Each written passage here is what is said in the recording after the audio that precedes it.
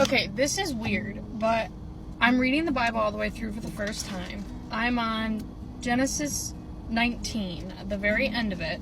I'm reading this study Bible because I need help, and I don't understand things, and I need answers at the bottom of the page, or explanations. So, I have looked this up, I have read this so many times, and I can't figure out the answer. So I thought, why not ask a bunch of random people who might know this better than I do? Well, if you're looking for random people, I think I qualify. So let's go. So, on the last page, Genesis 19, or at the beginning of it, Lot offered, is that how you say that? Lot? He offered up his daughters to some random people, and are like, here, they haven't been touched, here you go. Which is crazy. Well, there was some extenuating circumstances there, but I understand what you're saying. Continue. And at the end of Genesis 19, his daughters got their dad drunk multiple nights in a row, like blackout drunk, he has no recollection of this, and slept with him, got pregnant, and birthed a child that they had with their dad.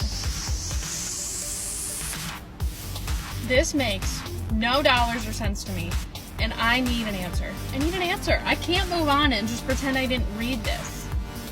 Where's Cliff? Seriously?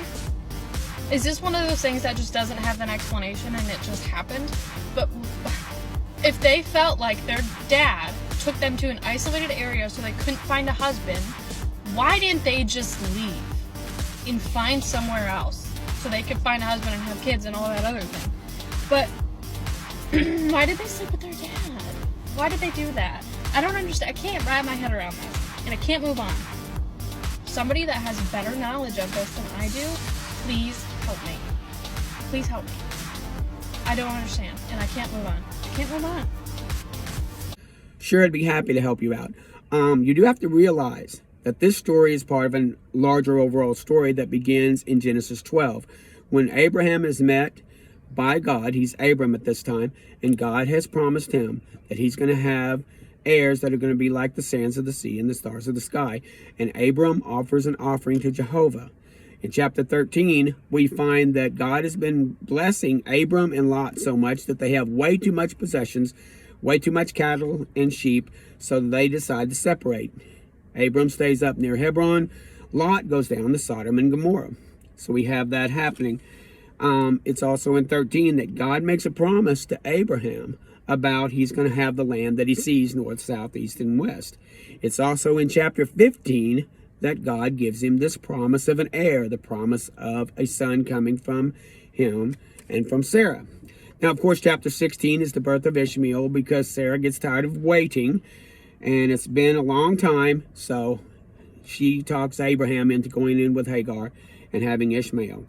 It's 20 years now between chapter 16 and 17, and that's where you have the very famous Abrahamic covenant. So between Lot leaving in chapter 13 and the Abrahamic covenant in 17 has been almost maybe 22 years.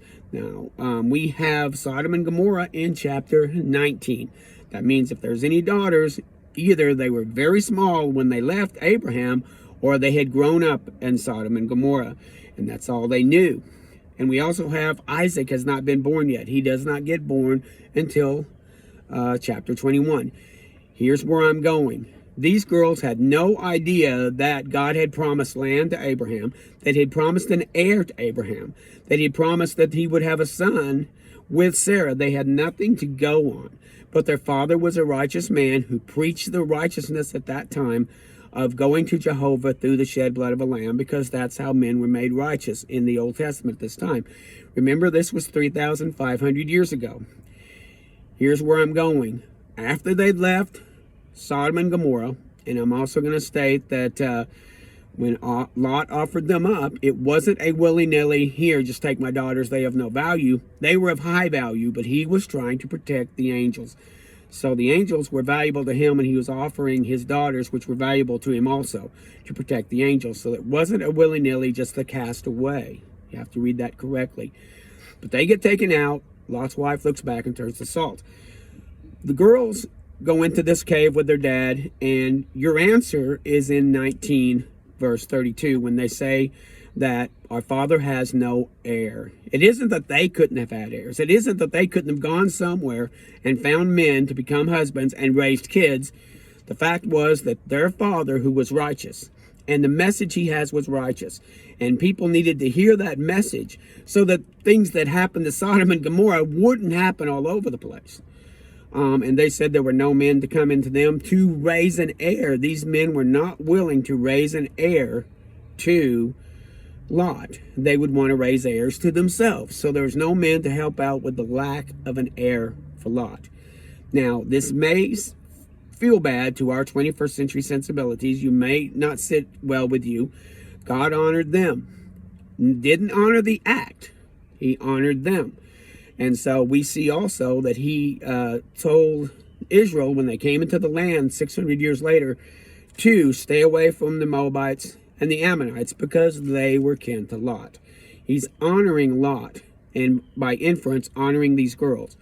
So that's the answer, is that they were raising up seed to Lot so that the message of God could go forth. They had no idea what God was doing behind the scenes with Abraham. And Isaac hadn't been born yet, and there wasn't that famous story of Abraham taking Isaac up to the top of the hill. That was, 2 chapters later. That's farther down the line. So these girls were doing what they could where they were, and that's what the Bible says. God honored them, and God will also was also taking care of the Moabites and the Ammonites. So that's what the Bible has to say. Like I said, if it doesn't meet your sensibilities, oh well.